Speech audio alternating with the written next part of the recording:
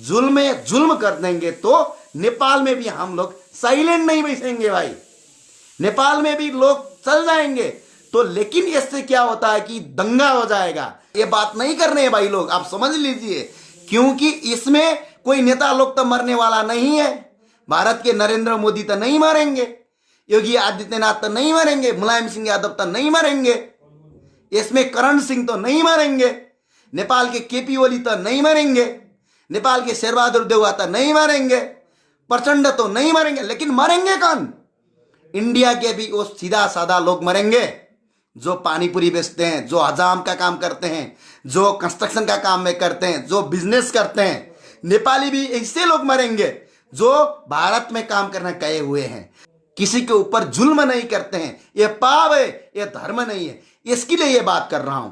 लेकिन नहीं, हम तो दादागिरी करेंगे, हम तो बहुत बड़ा दादागिरी करेंगे, इसी बात आप लोग समझ लीजिए। तो नेपाल से मेरा आप लोग के लिए दरखास्त है, आप लोग के लिए रिक्वेस्ट है, तो ऐसी बातें मत करिए। हम लड़ाई कर रहे हैं नेपाल के ऊपर, जो इंडिया ने गलत नजर से देखता है बार बार, इसकी हम खिलाफ कर रहे हैं। लाइभ आउनु पर्ने आजको विशेष कारण अत्याधिक ज्यादा हामीले सोचे भन्दा पनि खराब परिस्थिति सिर्जना भयो। भारतमा जसरी नेपालका नागरिकलाई कपाल मुण्डन गराएर जुन हिसाबको काम गरिएको छ, यो कामले हामी तमाम नेपालीको स्वाभिमानमाथि जुन भारतीयले गरेको दादागिरीका विरुद्धमा अब नागरिकहरू एकजुट हुने बेला आएको छ। म अहिले पनि आग्रह गर्न चाहन्छु नेपालका सबै दाजुभाइ दिदीबहिनीहरूलाई, हामी दुई देश बीचको जुन सम्बन्ध छ त्यो सम्बन्धलाई, जसरी भारतीयहरूले गौतम बुद्धलाई नेपालमा जन्मियो, गौतम बुद्ध नेपालमा जन्मिनु भयो भनेर उनीहरूले प्रचार गर्दाखेरि हामीले त केही गरेनौँ, अलिकति विरोध भयो होला आफ्नो ठाउँमा छ। प्रधानमन्त्रीले जुन बोली बोल्नुभयो यो गलत छ कि सही छ कि के छ भन्ने कुरा आफ्नो ठाउँमा छ। यो प्रधानमन्त्रीले जुन कुरा बोल्नु हुनुपर्ने कुरा थियो कि बोल्न हुनुपर्ने कुरा थिएन कि भन्ने कुरा आफ्नो ठाउँमा छ। परापूर्वक कालदेखि हामीले मान्दै आएको शब्दको जति पनि भने नहुने सुब्लाएर बस्नु मन लागिरहेको छ सुन्नु भने के भन्ने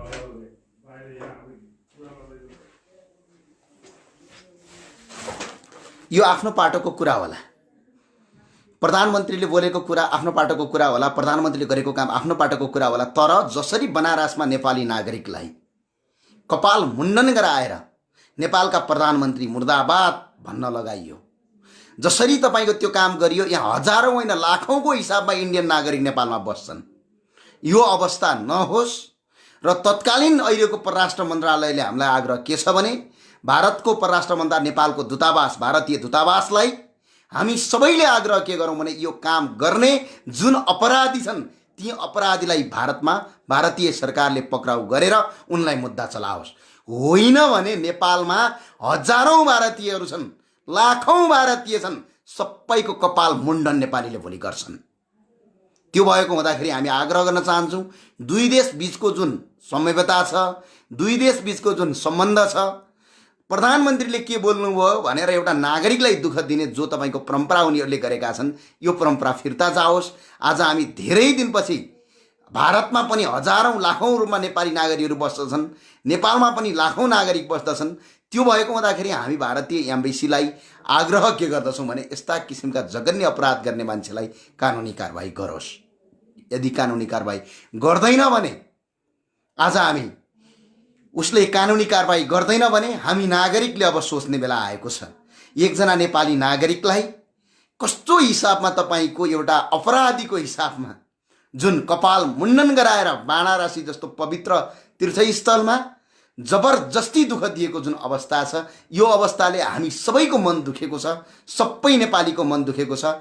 त्यो भएको हुँदाखेरि म आज तपाईं सबैलाई आग्रह गर्न चाहन्छु, यो नेपालीमा कुरा गरेँ। अब बाँकी रहेको कुरा, यो सन्देशलाई तपाईहरूले म हिन्दीमा बोल्नेवाला छु। इन्डियाका प्रत्येक ठाउँमा यो कुरा पुगोस्, प्रत्येक ठाउँमा यो कुरा पुगोस्, जहाँ प्रत्येक इन्डियनहरूले यो समाचार सजिलै पाउन्। म हिन्दीमा बोल्नेवाला थिइनँ, म इङ्ग्लिसमा बोल्नेवाला थिएँ।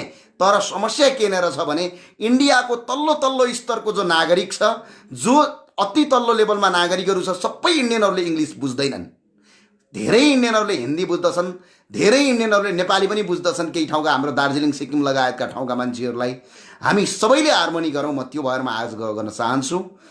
कारबाही गर्नु पर्यो, होइन भने यो अपराध हुन्छ। हामी राम्रो रूपमा म कुरा गर्न गइराखेका छु। सर्वप्रथम तो मैं ये बात करता हूं कि जो वाराणसी में जो बात आपने किए हैं, जो नेपाली के ऊपर जितना आपने जो जुल्म किए हैं, ये फिलहाल के लिए ये बात और ये काम बंद कर लीजिए। चाहे जो भी हिंदुस्तान के आदमी हो, हमको कुछ भी फर्क नहीं पड़ता कि जो बात कर रहे हो। हर एक हिंदुस्तान के नागरिक को मैं आपको रिक्वेस्ट करता हूं कि जो हिंदुस्तान के प्रत्येक नागरिक है, हमारे सरकार और तुम्हारे सरकार के बीच में कुछ दखल आई है जरूर है, लेकिन आप लोग और हम लोग में जो भाईचारा है आज भी होना चाहिए, कल भी होना चाहिए और बाद में होना चाहिए। आज भी हम भारत के जो अपर लेवल के जो ब्यूरोक्रेट्स है, जो अपर लेवल के जो ब्यूरोक्रेट्स है, 3 ब्यूरोक्रेट लोग जो नेपाल को देखते हैं, उनका नजरिया फर्क है। उन जो बातों से हमको देखते हैं वो बात बहुत खराब है। ये वीडियो संदेश मैं क्यों दे रहा हूं कि नेपाली वालों लोगों के ऊपर जो जुर्म हुआ है बनारस में, जो काशी में जो जुल्म किए हैं, वो जुल्म किए के बात के विरुद्ध में हम सब नागरिक नेपाल के एक बात में खड़े हैं। हम आपको प्रत्येक बात में करते हैं, चाहे हिंदुस्तान के सड़क में आप ठेला लगाने वाले हो, चाहे खुद ही वाराणसी के काशी नदी गंगा माई की नदी के किनारे में आप फसल दुकान लगाने वाले हो, चाहे चंदन लगाने वाले हो, चाहे पूजा पाठ करने वाले हो, जितने भी आदमी हो, आपको सबको हम आग्रह करते हैं कि कोई भी नेपाली के ऊपर ये जुल्म बंद कर लीजिए। लेकिन ये जुल्म आप बंद करना पड़ेगा, क्योंकि ये जुल्म इधर बात में इंडिया में ऐसे जुल्म बंद नहीं हुआ, ना नेपाल में अपनी ऐसे अच्छा बड़ा जुल्म हो सकता है। इसके लिए हम हर एक आदमी को हम बात करते हैं, जो नेपाल के लिए जब मुंडन करके जब नेपाल के प्रधानमंत्री के विरुद्ध में भारत में जब जबरदस्त बात कही है कि हम भी ये कर सकते हैं कि नेपाल में कोई एक इंडियन को पकड़ के उसके ऊपर की बाल को खाल उतर के उसको बुला नहीं सकते हैं कि हम भी ये बात कर सकते हैं कि मोदी, नरेंद्र मोदी मुर्दाबाद कहो, ये भी कर सकते हैं नेपाल में। लेकिन हम ये नहीं करेंगे, क्योंकि हम सब लोग एक बात हमको क्या करें, कूटनीतिक पहल से ये बात को समाधान करना चाहिए। कोई भी नागरिक को, कोई भी आदमी को दुख परेशान करना नहीं चाहिए। ये बात भारत को अच्छी तरह से पता होना चाहिए कि आज दुनिया में कोई भी अच्छे रिश्ते हैं तो सिर्फ नेपाल के अच्छे रिश्ते हैं और किसी से भी भारत के अच्छे रिश्ते नहीं है। स्वयं आपके जो छिमेकी वाले देश है, जो पड़ोसन देश हैं, जो पड़ोसन देश जो पाकिस्तान है, पाकिस्तान के साथ भी आपका बुरा हालत है। जो आपका पड़ोसन देश आज बांग्लादेश है, बांग्लादेश के साथ भी आपका बुरा हालत है। आपके जो पड़ोसन देश श्रीलंका है, श्रीलंका के साथ में भी आपकी हालत बहुत खराब है। आपका पड़ोसन देश अफगानिस्तान है, जो ऊपर वाला पड़ोसन देश, उसमें भी तपाईं का खराब रिश्ता है। एक ही देश भूटान में आप राज करते हो, एक ही देश नेपाल में आपका रिश्ता अच्छा है, लेकिन नेपालियों के लोग और नेपाल के सरकार ने आपके साथ जो रिश्ता गलत कर दिया ना, हिंदुस्तान नहीं बचेगा भाई। सारे आपके जो दुश्मन है सारे नेपाल को सपोर्ट करना लग जाएंगे, तब तक कहां जाओगे। इसके लिए हम बात करते हैं आप लोग के सारे लोग को। ये हिंदी में मैं क्यों बोल रहा हूं कि सबको आपको पता लगाना चाहिए कि ये मैसेज हिंदुस्तान के गली गली में जाना चाहिए। हिंदुस्तान के उन लोगों को पहुंचना चाहिए जो लोग सामान्य रिक्शा में चाय बेचते हैं, जो लोग अंडे बेचते हैं, जो तरकारी बेचते हैं, जो दुकानदार करते हैं, जो पूजा पाठ करते हैं, जो वो लोग अच्छी तरह से इंग्लिश में बात समझते नहीं है। इसके लिए मैं ये बात कर रहा हूं, हर एक लोग को, हर एक आदमी को जो नेपाल के साथ भाईचारा है। हम लड़ाई कर रहे हैं नेपाल के ऊपर, जो इंडिया ने गलत नजर से देखता है बार बार, इसकी हम खिलाफ कर रहे हैं। इसका मतलब ये नहीं है कि इंडिया का हर आदमी को हम हेट करते हैं, ये बात नहीं है। आज भी इंडिया का हर आदमी को साथ में हमारा रिश्ता बढ़िया रिश्ता है। नेपाल के हर एक लोग की रोटी और बेटी का संबंध है, नाता और संबंध का रोटी बेटी का संबंध है। अब नेपाल की लड़की इंडिया को शादी कर सकते हैं, इंडियन लड़की नेपाली को शादी करते, हर एक बात करते हैं। लेकिन हमारा लड़ाई नेपाल के ऊपर, तुम्हारा जो इंडिया का जो ब्यूरोक्रेट दिखता है ना, नेपाल के ऊपर जो जबरदस्ती करते हैं, इसका विरुद्ध के खिलाफ के लिए है। राम के जन्मभूमि अयोध्या के बारे में जो हमारे प्रधानमंत्री ने जो अभी बात कही है, ये बात के लिए, ये चर्चा और परिचर्चा के लिए हम नेपाल के और इंडिया के बीच में जो अभी भी आ रहा है कि जो हिंदुस्तान का विश्व हिंदू महासंघ है उसके साथ में बस बैठ के ये बात कर सकते हैं। हमारे ऊपर गीता बनी है, रामायण बनी है, विभिन्न महाभारत कालखंड है, उसके ऊपर से भी हम इसका विद्वान लोग, कूटनीतिज्ञ लोग बैठ के इस समस्या को सुलझा सकते हैं।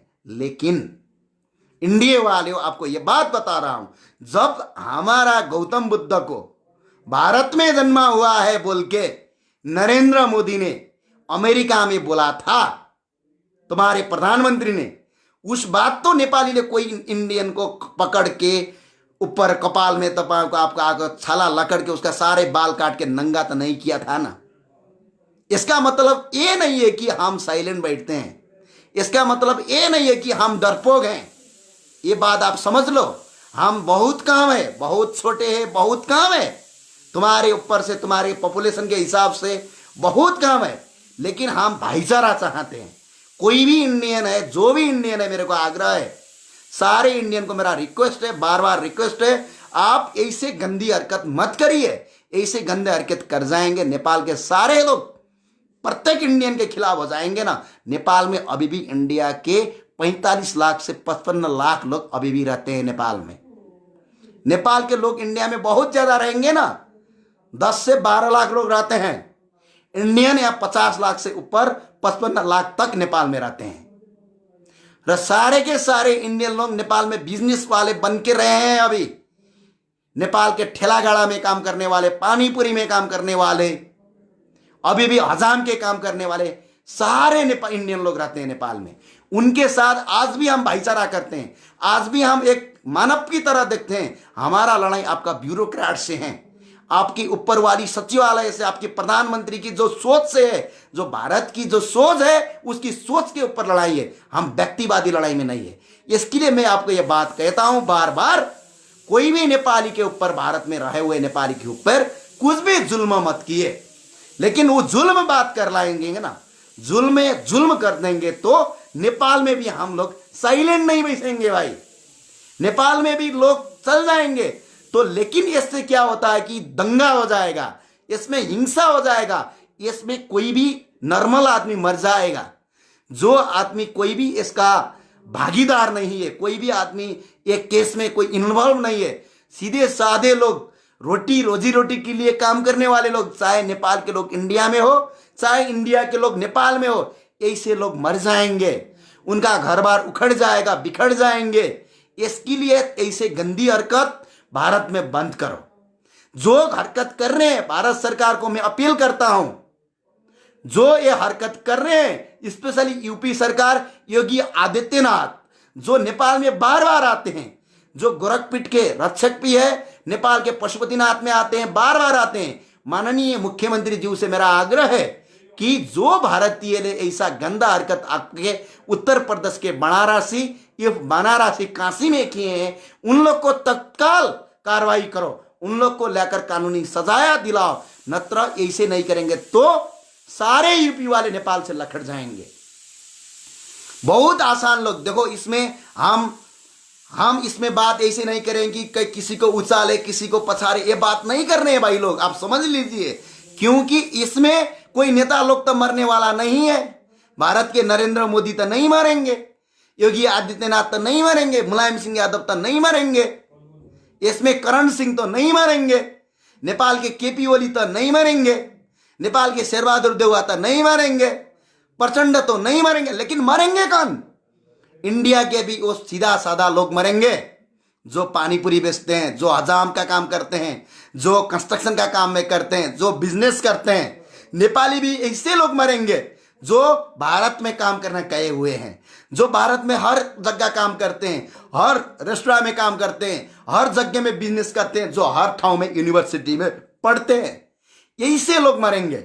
ये दंगा करना अच्छी बात नहीं है, ये दंगा पब्लिक ऊपर थोपना अच्छी बात नहीं है। विश्व का कोई भी हिंदू ऐसा गलत काम नहीं करता।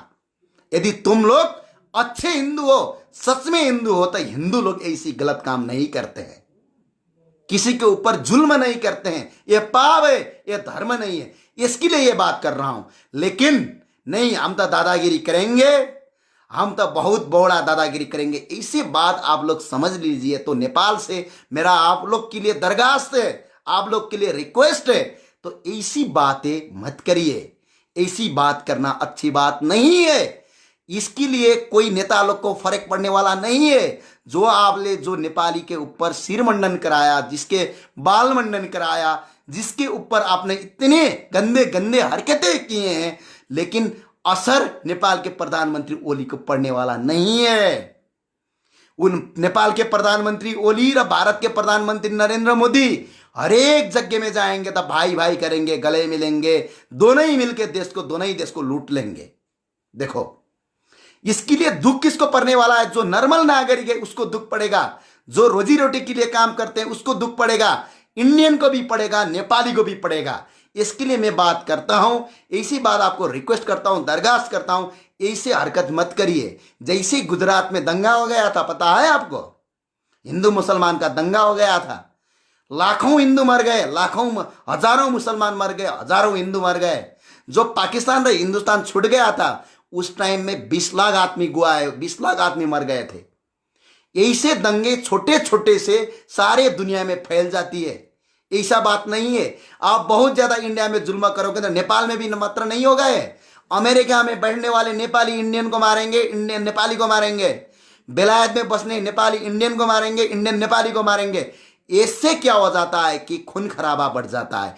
खून खराबा बढ़ जाएगा। जो नॉर्मल रोजी रोटी के लिए काम करते हैं, जो अपने परिवार के लिए काम करते हैं, दोनों देश में जाकर काम करते हैं, उन लोग की रोजी रोटी खुश जाएगी। उन लोग को बहुत बड़ा परेशान बन जाएगा, उनका जीवन चली जाएगा, उनका परिवार बिछड़ जाएगा, उन लोग को अपने परिवार के ऊपर आ जाएगा। ये बात हमको समझ के करना चाहिए। बहुत नेपाली लोग अभी नाराज है, जो गलती कर लिए, जो जबरदस्त मुंडन कराया था। नेपाल के 79% लोग नाराज है। ये नाराज से क्या हो जाएगा कि कल बहुत बड़ा दंगा हो सकता है। इसके लिए आप लोग को समझना चाहिए, अच्छी बातें से आगे बढ़ना चाहिए। जिन लोग ने जुर्म किया है उन लोग को कार्रवाई करना चाहिए। जितना भी इंडियन हो सारे को ये वीडियो फॉरवर्ड करा दो। हम ये चाहते हैं, नेपाली दंगा नहीं चाहते हैं। हमारी लड़ाई आपकी सोच से है, इंडियन की, सब इंडियन नागरिक की सोच से नहीं है, इंडियन के ब्यूरोक्रेट की सोच से है, जो बार बार नेपाल को हड़पती है, जो नेपाल को बार बार दखल देती है। इनसे हमारा लड़ाई है। कोई नॉर्मल नागरिक से हमारा लड़ाई नहीं है। क्योंकि ये वीडियो क्यों अभी सार्वजनिक कर रहा हूं कि इसके बाद में, इसके पीछे में बहुत बड़ा प्रॉब्लम आ सकता है भाई जी, बहुत बड़ा प्रॉब्लम आ सकता है। इससे बहुत ज्यादा बन जाएगा, बहुत ज्यादा लोग जुड़ जाएंगे, बहुत ज्यादा सेंटिमेंटल क्या हो जाएगा, तो कल खून खराबा हो सकता है। इसको टाइम में रोकना चाहिए। जिन आदमी ने गलत किया उन आदमी को कार्रवाई करो। देखो, ये ऐसी बात नहीं है कि सारे नेपाली लोग इंडिया में बैठते, ये नहीं है। इंडिया के 50 लाख से 55 लाख तक इंडियन लोग नेपाल में बैठते हैं। तो इंडिया में खून खराबा हो जाएगा तो नेपाल में भी हो जाएगा। इसके लिए सब लोग को मिलकर रहना चाहिए। हमारी लड़ाई तुम्हारी ब्यूरोक्रेट से, जो गंदी बात देखते हैं। तो नेपाल ने इंडिया को भी गंदी बात देख लिया था। आप हमको कंप्लेन कर सकते हैं, नेपाली को कंप्लेन कर सकते हैं ये सिस्टम से। ये बात कभी भूलना नहीं चाहिए। 1947 में इंडिया आजाद हुआ है। हम कभी भी आजाद नहीं हुए। जब भी हम फ्रीडम थे, जब संयुक्त राष्ट्र संघ में इंडिया एक देश है, भारत एक देश है बन के जब संयुक्त राष्ट्र संघ में प्रस्ताव लेना था, उस टाइम नेपाल ने इंडिया को एक देश का दर्ज मान्यता किया था। यह बात भूलना मत चाहिए। हर बार आज भी पाकिस्तान के साथ लड़ाई लड़ते हैं, उस टाइम में नेपाल का गोरखास ने अपने सीमा को, इंडिया का सीमा को रक्षा किया है। आज भी तुम लोग जितने मानते हो ना, जितने धर्म संस्कृति मानते हो, सीता माई नेपाल की है। भगवान शिव पार्वती का सबसे बड़ा मंदिर नेपाल के पशुपतिनाथ में है, और देवी देवता का मंदिर नेपाल में है। इसके लिए ये बात ये कर रहा हूं कि लड़ाई हमारा ब्यूरोक्रेट से, लड़ाई हमारा आपका सिस्टम से। इसके लिए सारे लोग को मेरा आग्रह है, विनम्र अनुरोध है, खून खराबा मत करिए। जो खून खराबा कर रहे हैं उन लोग को जल्दी से जल्दी कानूनगत रूप में उनको पकड़ के कार्रवाई कर लीजिए। ये सेंटिमेंटल बहुत ज्यादा वायरल भी मत करिए, क्योंकि खून खराबा से मरने वाले लोग कोई नेता लोग नहीं रहेंगे। खून खराबा से मरने वाले लोग कोई ना नेपाल के नेता लोग रहेंगे ना इंडिया के नेता लोग, सर्वसाधारण लोग मर जाएंगे। इसके लिए मेरा विनम्र अनुरोध है, ये हिंसा मत करिए, दोषी को कार्रवाई करिए। धन्यवाद।